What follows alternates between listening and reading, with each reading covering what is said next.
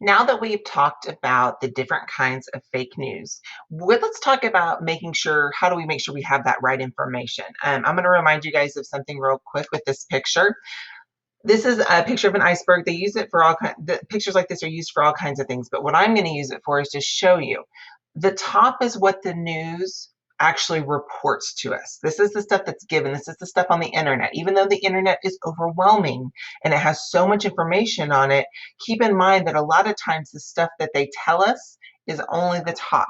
Underneath, the rest of the iceberg, the biggest part of the iceberg, the biggest part of the news is not always reported on. It's the rest of the story. It's the second side of the story. It's the third side of the story, or facts they decided not to share with you because it didn't support their viewpoint. So keep that in mind with anything you read online or hear, any story you hear from another person, keep in mind you're probably not hearing the whole story. So one of the things I want to show you guys, this is a media bias chart. This shows us where different things fall. Now, I'm not going to go through this entire thing, but I'm going to show you a little bit of how to read it. And I'm also going to put this in our assignment so you guys can visually see this one picture. You will notice that it goes from the most extreme left, okay, up to the middle, which is the neutral and biased area, all the way down to the extreme right. So what this is it's essentially called a bell curve. The middle is where the good information is. This is the stuff that doesn't sway left or right. And when I say left or right, I'm talking about either liberal or conservative.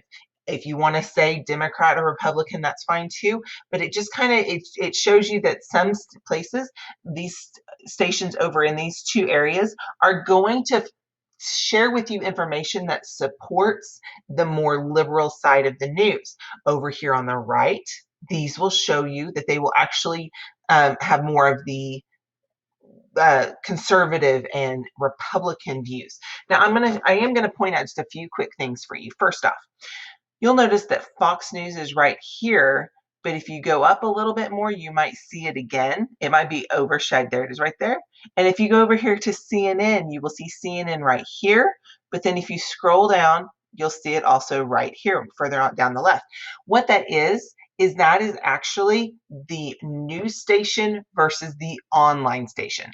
The online website. So that kind of gives you an idea of it. You can have them be a little bit different.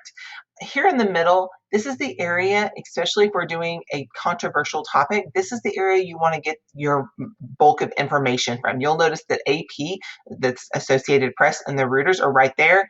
The Weather Channel, I always find that it's funny that it's up here because I mean, pretty much news stations are the same, but I just thought it was interesting that they put it on here.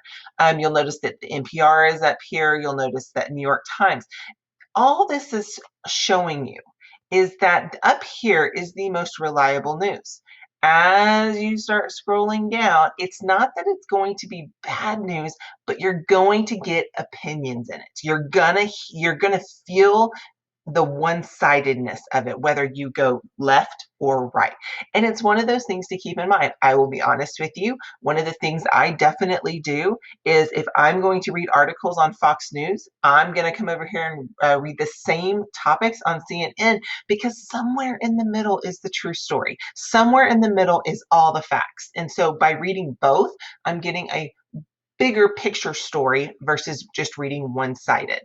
Okay, so I will put this picture so you guys can, if you wanted to study it a little bit more. This is the most up-to-date version from 2019, but they do update it often. And so if you're ever interested in looking at it, you can look at it online and you can zoom in. I'll put that link on here also, so you can kind of zoom in and zoom out as you wish. Now, one of the things I always get asked is, how do you spot fake news? Like, okay, you've told me it's out there, but how do you tell? Well, there's so many different methods out there, guys. And this is just one that I liked because it kind of encompasses everything we've talked about. First things first, consider the source. Make sure you know who it's coming from. It's a trusted person. It's someone who knows this. It's someone who has, if you're reading a science book, but it's not written by a scientist, that might be a problem.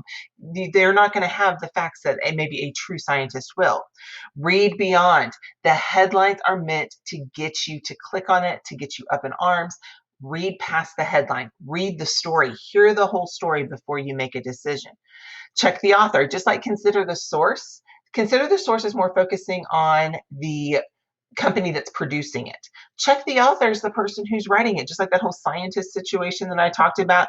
Also, if you're reading an article about, let's say, World War II, you probably want to get it from a historian or someone who has studied it extensively, not someone who looked it up online real quick and wrote a book about it. Supporting sources. I expect with this research and any research you do, you're going to need to have sources. You're going to have to show me where you got this information from, because if I'm writing about World War II, I can guarantee you I'm not a primary source. I'm old, but I'm not that old, okay? So I have to tell you, where did I get my facts? Where did this information come from? And that's where those citations come from. And websites, newspapers, all of that, good ones, will have that listed for you. Check the date. Guys, some places, especially when it comes to social media, will actually throw in old stories that maybe got a lot of buzz up, acting like it's brand new news. Whenever you look at the article and you're like, wait a second, that happened 3 years ago. Just be very careful of the dates that it happened. Is it a joke?